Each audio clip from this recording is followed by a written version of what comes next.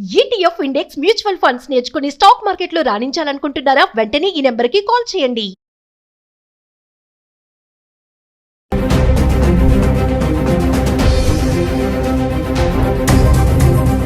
Hello weavers, welcome back to our channel. ప్రస్తుతం మనతో పాటు ఉన్నారు 25 ఇయర్స్ నుంచి అమెరికాలో ఉంటున్నటువంటి ఎంఎన్స్ ఎగ్జిక్యూటివ్ వీరభద్రరావు గారు. సార్తో మాట్లాడదాం. నమస్తే సార్. నమస్తే అమ్మ.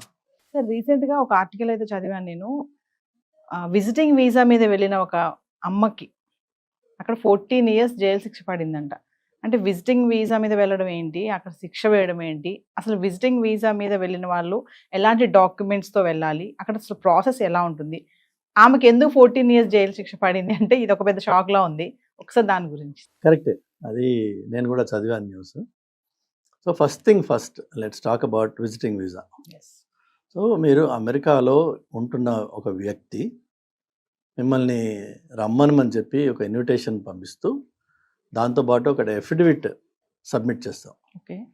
చేసి అందులో ఏమంటామంటే, నేను పలానా వ్యక్తిని పిలుస్తున్నా, నా పర్సనల్ డీటెయిల్స్ ఇవి, నేను ఇంత సంపాదిస్తున్నా, నా లీగల్ స్టేటస్ ఇది, ఈ వచ్చే వ్యక్తికి అన్ని రకాల పూర్తి సపోర్టు అతను ఈ కంట్రీలో ఉన్న రోజులు నేను ఇస్తాను అని అండర్టేకింగ్ కూడా ఇచ్చి ఆ ఇన్విటేషన్ లెటర్ని మనం పంపిస్తే ఇండియాకి, దాన్ని బేసిస్గా చేసుకుని పెద్ద డాక్యుమెంటేషన్ ఏమీ ఉండదు దానికి.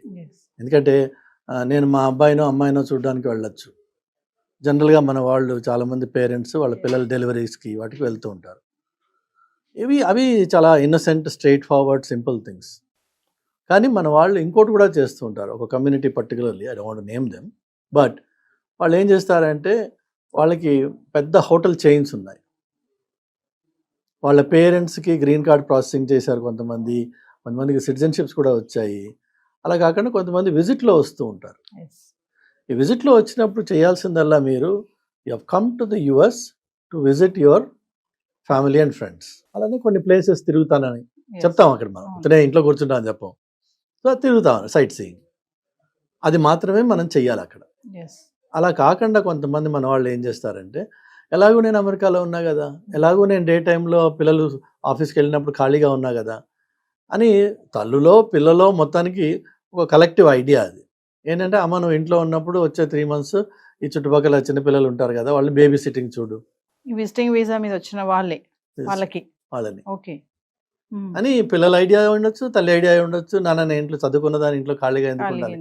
ఈ 14 years జైలు శిక్ష పడ్డ ఆవిడ నేను చదివింది డాక్టర్ అని చెప్పి, maybe true or not, I don't know exactly.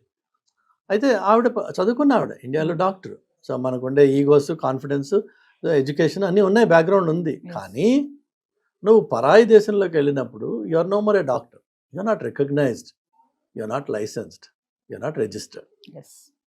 By education you may be a doctor, but by profession you are not a doctor.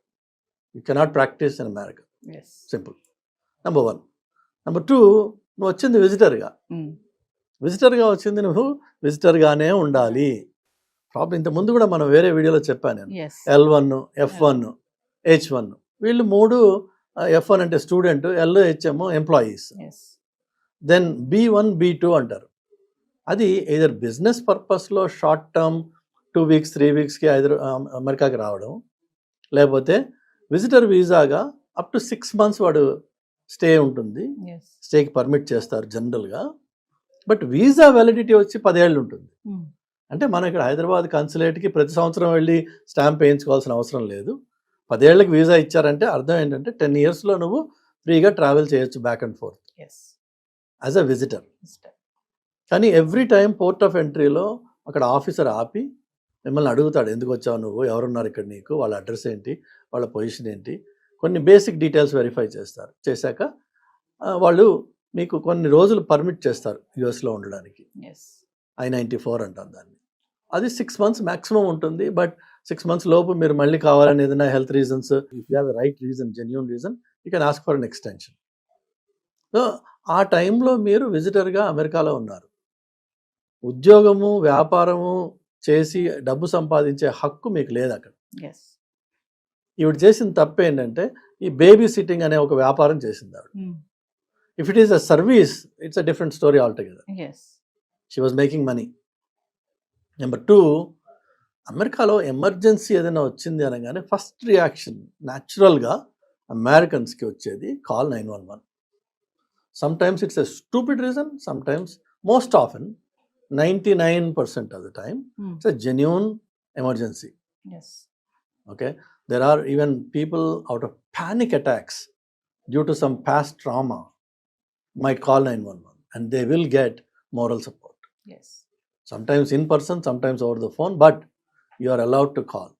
Nobody will discourage you from doing so. So 911 is your go-to in any emergency. ఈవిడ విషయంలో జరిగింది, నేను చదివింది ఆ వీడియోలు చూసింది ఏంటంటే, ఆవిడ యాజ్ ఎ డాక్టర్, బికాజ్ ఆమె ఎడ్యుకేటెడ్ కాబట్టి, she tried to help a baby who was choking and some chips ఇంకోటో మొత్తానికి baby was choking and she could not help the baby. అప్పుడు ప్యానిక్ అయ్యి 911 కాల్ చేసింది. 911 వచ్చేలోపు బేబీ చచ్చిపోయింది. So first of all baby నీ కేర్లో చనిపోయింది కాబట్టి యు ఆర్ అకౌంటబుల్. అది ఫస్ట్ థింగ్. నువ్వు విజిటర్గా వచ్చావా లేదంటే ఎంప్లాయీగా వచ్చావా అవన్నీ సెకండరీ. అలానే ఈ బేబీ సిట్టింగ్ చేయడానికి కూడా కొన్ని లీగల్ ఫ్రేమ్వర్క్స్ ఉన్నాయి, రూల్స్ ఉంటాయి. ఎవరు పడితే వాళ్ళు చేయకూడదు. జనరల్గా ఏంటంటే ఇన్ కమ్యూనిటీ పక్కింట్లో బేబీని పెట్టడం ప్రిఫర్ చేస్తాం మనం, rather than drive the baby 10 miles and leave it in one place. So ఇక్కడ అవైలబిలిటీ ఉంది. వాళ్ళు కూడా ఎవరైతే బేబీని పెట్టారో వాళ్ళు ఈవిని చూసి నమ్మే పెట్టుంటారు కదా. కానీ కష్టం వచ్చినప్పుడు ఏది పనికిరావు. వాళ్ళు కూడా చెప్పరు ఆ మాట, yes I spoke to that lady before, చెప్పరు. అండ్ యుఎస్లో ఇంత ముందు కూడా మీకు నేను చెప్పాను, కొన్ని తప్పులకి felony crimes, you may say mistake or you know it's a crime, చిన్న మిస్టేక్ అయినా దానికి ఒక ప్రీఫిక్స్డ్ పనిష్మెంట్ రాసేసి ఉంది. Even the judge is bound by that. అందులో బేబీ అనేటప్పటికి ఇంకొంచెం సెన్సిటివ్ అయిపోతుంది. సో ఈ విధంగా మీకు కొన్ని విషయాలు మనము చాలా క్లియర్గా నేర్చుకోవాలి. సో ఫస్ట్ విజిటర్గా వెళ్ళినప్పుడు మీరు ఓన్లీ విజిటర్గానే ఉండండి. మీ దగ్గర ఎలాంటి వ్యాలిడ్ డాక్యుమెంట్స్ క్యారీ చేయాల్సిన అవసరం లేదు. ఎవరన్నా మిమ్మల్ని ఆగి రోడ్డు మీద ఆపి, hi are you here legally or illegally అని చెప్పి అడిగే హక్కు ఎవ్వరికి లేదు అమెరికాలో. ఎవరన్నా ఆపి అడిగారు అనుకుందాం, ఇప్పుడున్న ప్రస్తుతం వాతావరణంలో అలా ఆగి అడిగే ఛాలెంజ్ చేసే పరిస్థితులు ఎక్కువ అవుతున్నాయి. అడిగారే అనుకుందాం, you just have to ignore them and move on. You don't have to engage with them. అది ఆ స్కిల్ మనం నేర్చుకోవాలి. Number 1. Number 2, only law enforcement has the authority to ask you are you here legally. ఇప్పుడున్న సిచ్యువేషన్లో, ఇంతకుముందు అది కూడా లేదు. లోకల్ కాప్స్కి లీగల్ ఇమిగ్రేషన్తో సంబంధం లేదు. వాళ్ళు అడిగితే మీరు సింపుల్గా మీకు ధారాళమైన ఇంగ్లీష్ వచ్చినట్టయితే చక్కగా చెప్పండి. రాని పక్షంలో I am a visitor, my daughter lives in సోన్సో place, ఇంతే. ఐ యామ్ ఎ విజిటర్ చెప్పచ్చు, ఎవరైనా చెప్పగలరు. My daughter or my son address, అక్కడ అడ్రస్లు కూడా చక్కగా సింపుల్గా ఉంటాయి. House number, court, some street, some lane is enough for them to figure out. మీకు నెక్స్ట్, ఎందుకంటే మీరు ఒక టౌన్లో ఒకటి ఆపి అడుగుతున్నాడు కదా, ఆ టౌన్కి రిలేటెడ్ మనిషే నువ్వు. Now tell me the door number, house number and which court or which lane or which street. They know the rest of it. They can come and find out. మనకేంటంటే ఇండియాలో ఒక రకమైన పోలీస్ అంటే భయం ఉంది. First రక్షక భటులు body language అంతా మారిపోతుంది ఆ టైంలో. ఆ భయంతో అమెరికాలో కూడా పోలీసుని చూసి భయపడతారు. ఫస్ట్ రియాక్షన్, భయపడాల్సిన అవసరం ఏది లేదు. You can engage with them at a very professional level. వాడొచ్చి మీద పడిపోయి, అసలు యాక్చువల్గా అక్కడ ఎవరు టచ్ చేయకూడదు మిమ్మల్ని. అమెరికన్ సొసైటీలో American cop is not suppose to hold you by hand unless he has a probable reason, cause. And ఆ ప్రాబబుల్ కాజ్ ముందు చెప్పి తర్వాత మిమ్మల్ని చేత్తో పట్టుకోవాలి, చెప్పకుండా పట్టుకోకూడదు. ఓకే, అలాంటి కంట్రీలో మిమ్మల్ని ఒక కాప్ ఆపినప్పుడు వాడు ప్లెయిన్గా అడుగుతాడు, చెప్పండి, బీ ప్రిపేర్డ్ ఫర్ దాట్. ఎందుకు అంటే జనరల్గా మన వాళ్ళు అక్కడికి వెళ్ళినప్పుడు పెద్దవాళ్ళు ఏం చేస్తారు, ఈ కమ్యూనిటీస్లో ఈవినింగ్ వాక్ అని, ఆఫ్టర్నూన్ వాక్ అని వెళ్తూ ఉంటారు బయటికి. ఎందుకంటే వాళ్ళకి బోర్ కొడుతుంది, అక్కడ ఇంకో మనిషి కనిపించడు, మాట్లాడడానికి ఏముండదు, టీవీ వీళ్ళు తప్ప. పిల్లలు వర్క్ వెళ్ళిపోయాక వీళ్ళకి బోర్ కొడుతుంది. సో ఈ చిన్న చిన్న మాటలకి రాసన్నా పెట్టుకోండి, ప్రిపేర్ అయినా అయి ఉండండి ఒకటి. రెండోది ఆ తిరిగే చోట మీకు ఇవి కూడా కొన్ని వీడియోస్లో చూసుండొచ్చు మీరు. ఈ కమ్యూనిటీస్లో తిరిగేటప్పుడు మనకి ఇండియాలో కొన్ని అలవాట్లు ఉన్నాయి, అక్కడ పనికిరావు. ఇక్కడ ఏంటంటే మనము కొంతమందిని పరిశీలించి చూస్తూ ఉంటాం, కొన్ని సినారియోస్ని కానీ, కొంతమందిని కానీ, కొన్ని వస్తువులను కానీ. మీరు ఒక కమ్యూనిటీలో వాక్ చేస్తూ ఒక ఇంటిని అబ్జర్వ్ చేస్తున్నారు అనుకోండి, they may get suspicious about you. Observe చేసినా కూడా ఎస్, డౌట్ఫుల్ గా మనం వేరే హౌస్ ని చూసినా కూడా హౌస్ని కానీ మనిషిని కానీ పదే పదే అటు నడుస్తున్నప్పుడు అటు చూస్తున్నారు అనుకోండి, అది కూడా అక్కడ ఎక్కడ సీసీ కెమెరాస్ ఉన్నాయో మీకు తెలియదు. ఎస్ వాళ్ళు మిమ్మల్ని రికార్డ్ చేయొచ్చు 10 times. This guy is walking by my street every day and is observing my house. I suspect this guy. ఆ సస్పిషన్ బేస్తో వాడు కాప్ని కాల్ చేయొచ్చు. కాల్ చేసినప్పుడు వాడు వచ్చి అడుగుతాడు. కానీ అక్కడ తప్పల్లో జరిగింది ఏంటంటే మనకున్న అలవాటుతోటి అన్నెసెసరీగా మనం ఆ అటెన్షన్ని డ్రా చేసాము. చెప్పేస్తే వాడు వదిలేస్తాడు, వాడేం అక్కడ ఇబ్బంది ఏమి ఉండదు. Because you haven't done anything wrong, you just చూసాం మనం. ఆ చూడడం కూడా తప్పే. ఇప్పుడు యూఎస్లో కార్ డ్రైవ్ చేస్తున్నప్పుడు you never turn to left or right and see who's in the other car, never. ఎప్పుడన్నా యాదృచ్ఛికంగా అనుకోకుండా ఒక స్టాప్ సైన్లో ఒక చూపు కలవచ్చు, బట్ యాజ్ అన్ ఇంటెన్షనలీ నువ్వు ఎవరిని చూడకూడదు. Everybody will mind their own business. అది అమెరికా అంటే అసలు basic definition mind your own business is America. So అది ఒక ఎటికేట్ నేర్చుకోవాలి మనం. It's an etiquette. నెక్స్ట్ వచ్చేసి ఈ ఇంటర్వ్యూకి వెళ్ళినప్పుడు అక్కడ ఏదైతే అడుగుతారో ఆ కాగితాలు ఏదైతే మనకి ఇస్తారో keep a copy of that with you. నోట్తో చెప్పే కేపబిలిటీ ఉంటేనేమో చెప్పుకోండి, ఒరిజినల్ మాత్రం మీరు క్యారీ చేయాల్సిన అవసరం లేదు. పాస్పోర్ట్స్ పట్టుకుని 24/7 తిరగాల్సిన అవసరం లేదు. మీకు out of abundance of caution కావాలి ఒక కాపీ పెట్టుకోండి దగ్గర. అది దాన్ని వాడండి. ఎవరిని అడిగినప్పుడు hey here is my visa, I'm here illegally, లీగల్గా హ్యాపీగా ఉండొచ్చు, గర్వంగా ఉండొచ్చు. సో మామూలుగా విజిటింగ్ వీసా క్యాన్సిల్ అవుతుంది అంటారు కదా సార్, అంటే ఏ కారణంతో క్యాన్సిల్ అవుతుంది విజిటింగ్ వీసా? ఎప్పుడు క్యాన్సిల్ కాదమ్మా. So again remember 2 things. One is visa which is given here in the consulate, permission to travel to the country. That visa simply tells the airline carrier వాడికి permission. అది ఆ కాగితం మీ దగ్గర లేకుండా మీరు ఏ ఫ్లైట్లోనూ ఎక్కలేరు. Okay, మీరు చెక్ఇన్కి వెళ్ళినప్పుడు కౌంటర్ దగ్గర వాడు అడుగుతాడు, do you have a green card or your citizen or where is your visa. Okay, మీరు అది ఏదో ఒకటి చూపిస్తేనే మీకు ఆ ఫ్లైట్లో బోర్డింగ్ ఇచ్చేది. కాదు నేను అక్కడికి వెళ్ళాక చూసుకుంటానులే, నేను అసైలం సీక్ చేస్తున్నా, ఇదంతానే. ఓకే, అది ఒకటి. అక్కడికి వెళ్ళిన తర్వాత పోర్ట్ ఆఫ్ ఎంట్రీలో ఆ ఆఫీసర్ మళ్ళీ again he tries to ensure that you are here for the right reasons. వాళ్ళ ఉద్దేశం కూడా ఏదో మిమ్మల్ని ఇన్వెస్టిగేట్ చేసి ఇంట్రాగేట్ చేసి కష్టపెట్టాలని ఎవరికి లేదు. అయితే ఇంతకుముందు మనం మాట్లాడుకున్నట్టుగా ఇండియన్ స్టూడెంట్స్ అమెరికాకు వచ్చి స్టూడెంట్గా కాకుండా వర్క్ చేయడం అనేది ఎన్నో ఏళ్ళుగా నడుస్తున్న ప్రాక్టీస్ అది. కానీ ఈ దొంగ ఎప్పుడు పట్టుబడలేదు. అట్లానే B1 B2 అరే విజిటర్ వీసాగా వచ్చినప్పుడు యు ఆర్ సేయింగ్ క్లియర్లీ నేను I'm here for a visit for a period of 15 days, 30 days or 6 months. 6 months తర్వాత నేను వెళ్ళిపోతాను అన్న నమ్మకాన్ని నువ్వు నాకు కల్పించాలి. ఆఫీసర్కి you have to give him some documentary evidence that I'm planning to leave after 6 months.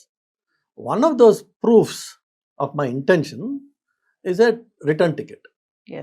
ఇంతకు ముందు గత 3-4 ఏళ్లలో దానికి కొంచెం రిలాక్సేషన్ ఇచ్చారు.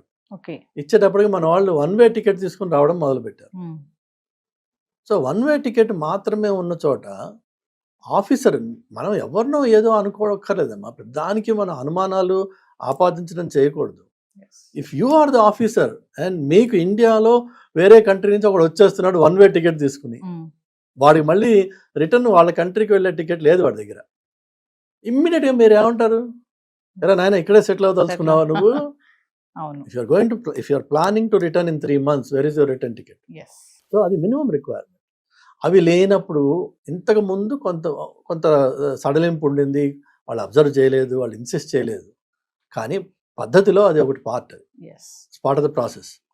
ఇప్పుడు వీళ్ళు ఏం చేస్తున్నారంటే అలా లేని వాళ్ళని ఇండియాకి రిటర్న్ చేస్తున్నారు. తప్ప మీకు వీసా క్యాన్సిల్ అన్నది లేదు. Visa Okay. క్యాన్సిల్ ఎప్పుడు జరుగుతుందంటే మీరు పోర్ట్ ఆఫ్ ఎంట్రీలో ఆఫీసర్తో మాట్లాడుతూ బ్లేటెంట్గా లై చేస్తున్నారు. ఎస్. కొడుకు బదులు కూతురో, కూతురు బదులు కొడుకో, లేక వాళ్ళ అడ్రస్ అడిగితే మీకు తెలియదు. నువ్వు నీ కొడుకు దగ్గరికి ఎలా వెళ్తావు? నీ అడ్రస్సే తెలియదు. అంటే అవి సరిగా చెప్పకపోయినా అక్కడ Yeah. మిస్టేక్, అంతే కదమ్మా. కొంచెం తడబడినా సరిగా చెప్పలేకపోయినా. ఎవరన్నా మన చుట్టూ హైదరాబాద్ కాకుండా మన పేరెంట్స్ ఉమ్, ఈ ఆదిలాబాద్ లో ఉన్నారు అనుకుందాం. అవును. ఆదిలాబాద్ లో ఉన్న తల్లిదండ్రులు హైదరాబాద్కి వచ్చారు. ఉమ్, కొడుకు కూతురు ఎవరో వాళ్ళ అడ్రస్, ఫోన్ నెంబరో, వాళ్ళ డీటెయిల్స్ తీసుకునే వస్తారా? తీసుకొస్తారు. ఏం లేకుండా వచ్చేస్తారా? వాళ్ళు తీసుకుని వస్తారు. వస్తారు కదా. Yes.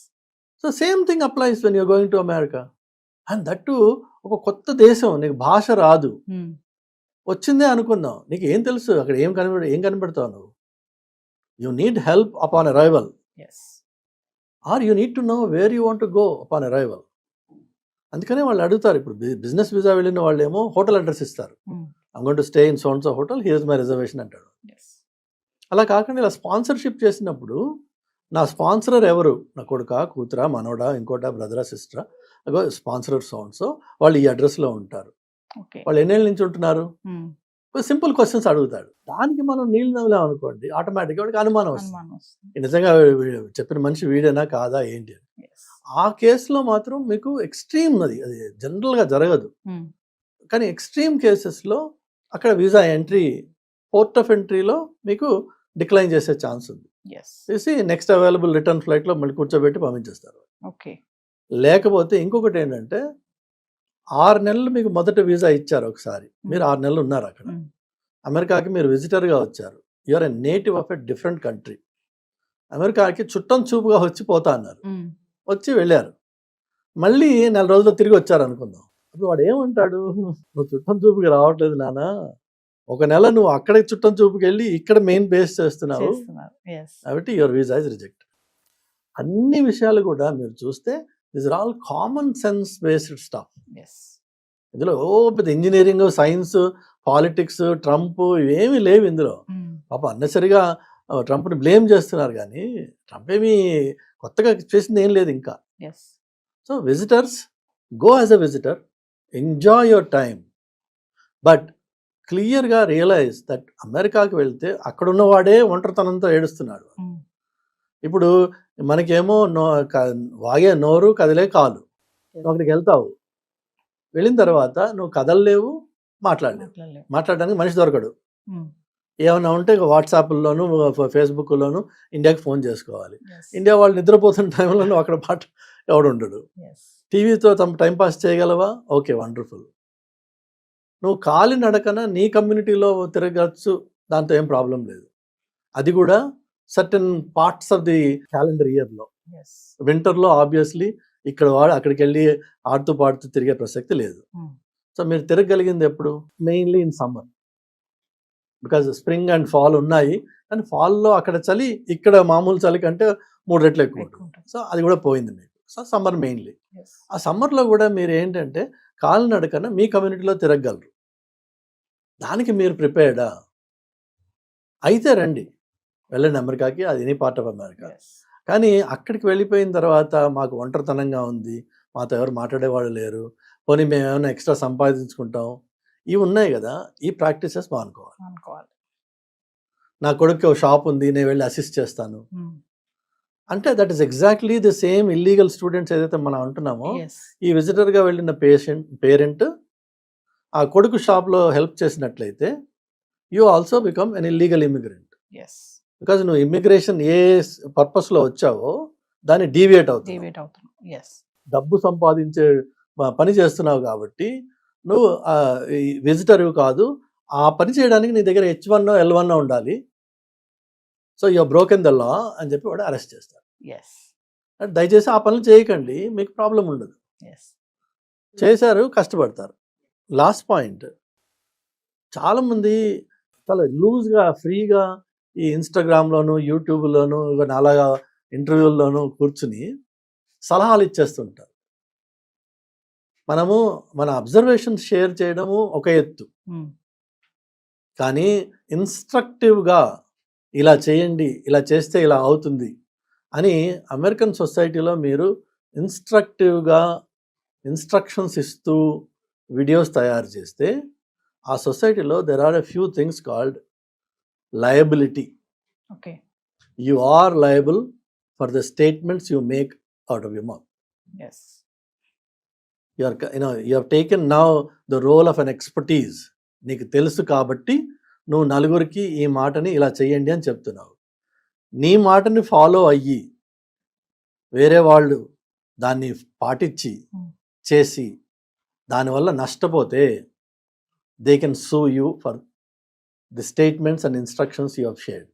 Oh, You are liable. yes. So liability is a big thing in America. Everything liability అంటే ఎంత ఘోరంగా ఉంటుందంటే మన ఇంటి ముందు వాక్ వే ఉంటుంది కదా, మన ఇల్లు దాని నుంచి ఒక 15 అడుగులు వెనక ఉండొచ్చు, దానికి ఒక వాక్ వే ఉంటుంది, అక్కడ వచ్చి మళ్ళీ ఇక్కడ కలుస్తుంది. ఇందులో ఎక్కడైనా సరే అనీవెన్గా ఉండి ఎవరన్నా కాలు బెనికి లేక కాలు విరిగి పడితే they can sue you Okay. because you are liable to maintain that premises in front of your home. That is liability. Next వచ్చేసి accountability. మీకు always you cannot hide from accountability in the US environment. ప్రతి దానికి ఒకరు you can always choke one neck అంటాం అక్కడ. మీకు responsibility ఉంది, you are accountable for the actions you take. Okay. Then next thing వచ్చేసి ఇలాంటివి చేసినప్పుడు మీరు కూడా పెడుతూ ఉంటారు, first there is a disclaimer, Yes. ఇందులో ఒపీనియన్స్ వగేరా వగేరా. So disclaimers are another very important thing. Then the last thing is disclosures. నా సోర్సెస్ ఏంటి, అలానే ఏవేవైతే ఎక్స్క్లూజన్స్ ఉన్నాయి ఇందులో.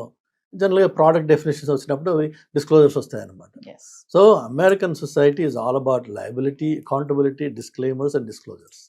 Yes. If you don't do it, you are opening up yourself for all sorts of litigations. Yes. One final example ఏంటంటే, మీరు అక్కడ ఇల్లు కొనడానికి వెళ్తే రియల్ ఎస్టేట్ ఏజెంట్ మీకు ఒక్క మాట కూడా మీకు అతను చెప్పడు. ఇది ఇల్లు, ఇగో ఈ ఇంటి గురించి డిస్క్రిప్షన్, ఇది చూడండి చూపిస్తాడు మీకు. ఇక్కడ ఈ రూమ్ ఉంది, అక్కడ ఆ రూమ్ ఉంది, ఇవన్నీ చూపిస్తాడు. నెక్స్ట్ వచ్చేసి ఈ నeighborhood-లో ఏ కమ్యూనిటీ వాళ్ళు ఎక్కువ ఉంటారు, పలానా వాడు ఉంటాడా, పలానా వాడు ఉంటాడా. నో కౌంటీ వెబ్సైట్లోకి వెళ్తే మీకు ఆ డీటెయిల్స్ అన్నీ ఉంటాయి, ఓకే. డీటెయిల్గా ఆయన చెప్పరు. చెప్పకూడదు. అదే లయబిలిటీ అంటే. ఓకే. అట్లానే ఇక్కడ స్కూల్ డిస్ట్రిక్ట్ ఎలా ఉంది, is it a good one? No you can go to sounds of website, please verify. Okay. You have to do your own homework. వాడు సలహా ఇచ్చి ఆ సలహా మీద మీరు యాక్ట్ చేసి మీరు వెళ్ళి ఇల్లు కొని రేపటి రోజున ఏదైనా అయింది అనుకోండి, is now accountable for what he has done. Yes. అలానే హోమ్ ఇన్స్పెక్షన్ అని ఒకటి జరుగుతుంది. సో ఇల్లు కొనే ముందు మీరు ఇన్స్పెక్ట్ చేయించుకోండి. రేపు ఏదైనా డిఫెక్ట్స్ వస్తే you cannot blame anybody, Yes. But this inspection report tells you that ఇవన్నీ చేసాము, మేము అన్ని బాగున్నాయి. బాగాలేదు, you can walk out of the contract. Yes. అదనమాట. సో చాలా వెరీ వెల్ డిఫైన్డ్ సొసైటీ. మనము ఇక్కడ ప్రాక్టీసెస్ తీసుకెళ్ళి అక్కడ పెట్టేటప్పటికి జరగరాని విషయాలన్నీ జరుగుతాయి. Thank you sir.